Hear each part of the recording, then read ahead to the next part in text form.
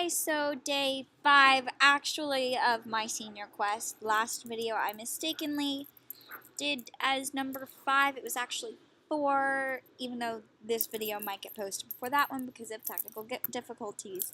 That's why this is on Thursday and not when it was supposed to be on Tuesday.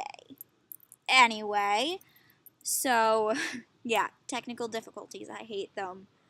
Anyway, today is Archery in Films and Stories, part of my week-long exploration into current and modern archery portrayals in both stories and culture, so stories and films, as well as current archery practices, which we'll go into later, as well as archery in the media and in the public eye.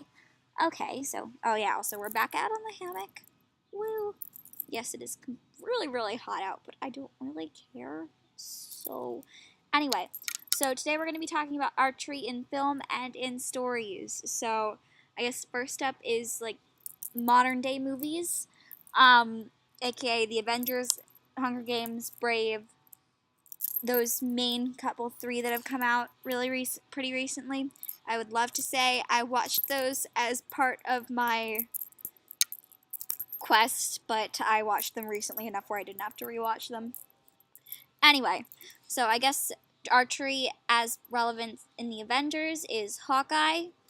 He's awesome. He uses a compound bow, and from what I've read, his archery is pretty realistic.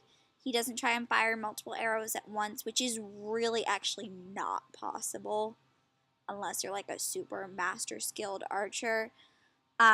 Same thing with the Hunger Games. Katniss Everdeen uses a recurve longbow hybrid thing. It's a bit short for a recurve or a longbow, but it works. It's also pretty realistic. She trained with an Olympic archer named, sorry, I need to get the name, Katuana Lorig, and which is pretty cool. And she supposedly trained for a couple hours every day on archery, which is pretty awesome. And then Brave, which is animated, obviously, so it can't be like 100% realistic, but the animation of the archery was well known for being relatively realistic. The style of archery was realistic. Merida, main character in that one, used a recurve bow, which was also rather short for recurve. I don't know what's going on. Don't know what's going on with that. They seem to think it makes their characters more mobile. One thing that was really significant about Brave and Hunger Games, as well as the Avengers, but more Brave and the Hunger Games because they had female protagonists, is that they got a lot of young girls more into archery. That's not how I originally got into archery. I got into it because I thought it was cool to shoot stuff. Anyway, but it's been targeting young girls and getting them more active in the sport. And then that's pretty much it for this video. This is a part 1. I don't want them to be too long because we're going to be going into Robin Hood in the next video, and that's going to take a little bit. I have an entire page of notes on Robin Hood. So, be back in like 3 minutes.